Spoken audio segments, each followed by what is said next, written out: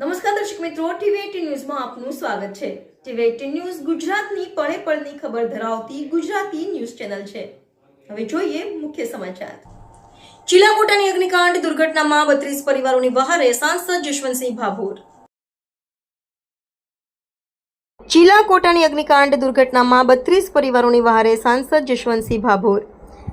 રાજ્ય સરકાર અને ભાજપ દ્વારા પીડિત આદિવાસી પરિવારોને ₹8.17 લાખની સહાય અને જીવન જરૂરિયાતની કીટ અર્પણ। દાહોદ જિલ્લાના લીમખેડા તાલુકાના ચીલાકોટા ગામના મેળા ફળિયામાં 5 મે 2025ના રોજ રૂવાડા ઊભા કરી દે તેવી દુઃખદ ઘટના બની। ભીષણ વાવાઝોડા બાદ લાગેલી આગની ચપેટમાં આવીને 32 આદિવાસી પરિવારોના ઘરો બળીને ખાખ થઈ ગયા।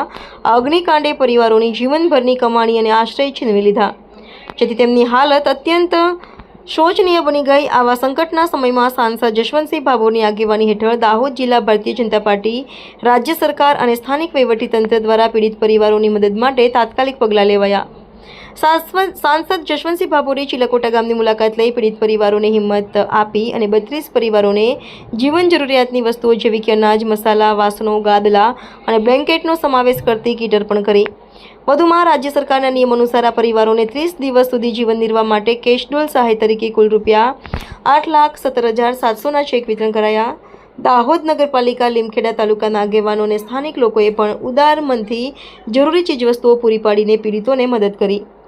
આ સહાય વિતરણ કાર્યક્રમમાં લીમખેડા ધારાસભ્ય શૈલેષ ભાભોર, દાહોદ નગરપાલિકા પ્રમુખ ગોપીભાઈ દેસાઈ, ઉપપ્રમુખ શ્રદ્ધા ભડંગ, કાઉન્સિલર લખન રાજગોર અને બીજલ ભરવાડ, દાહોદ જિલ્લા ભાજપ પ્રમુખ સ્નેહલ ઝરિયા, ચીલાકોટા જિલ્લા પંચાયત સભ્ય અને તાલુકા ભાજપ પ્રમુખ સામભાઈ કટારા, લીમખેડા પ્રાંત અધિકારી વાયકે વાઘેલા, મામલતદાર અનિલ વસાવા, તાલુકા વિકાસ અધિકારી પ્રકાશ રાવત, તલાટીકમ મંત્રી તૃપ્તિબેન પ્રજાપતિ સહિત અનેક આગેવાનો ઉપસ્થિત રહ્યા હતા।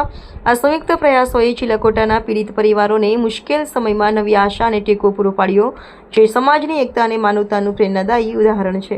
ચીલાકોટા મુકામે 5 તારીખે રાત્રે જે બનાવ બન્યો હતો તે અંતર્ગત આજે સરકાર તરફથી અને જિલ્લા ભારતીય જનતા પાર્ટી તરફથી કેશ ડોલની રકમ અને સરકાર તરફથી લગભગ 10 લાખ રૂપિયાનું રોકડ ચેક આજે આપ્યા છે। અમારી પાર્ટીનો અમે આભારી છે કે પાર્ટી તરફથી ગાદલા છે, ચાદર છે, સાડી, બ્લાઉઝ, કપડાં, વાસણની કીટ, આ બધી વસ્તુ આજે અમે આપી છે અને આવનારા સમયમાં જે મકાનોના ચેક અમારે આપવાના છે એ પણ અમે ટૂંકા ગાળામાં મંજૂર કરીને દરેકને પાકા મકાન બનાવવા માટે 1,50,000ના ચેક આપવાના છે।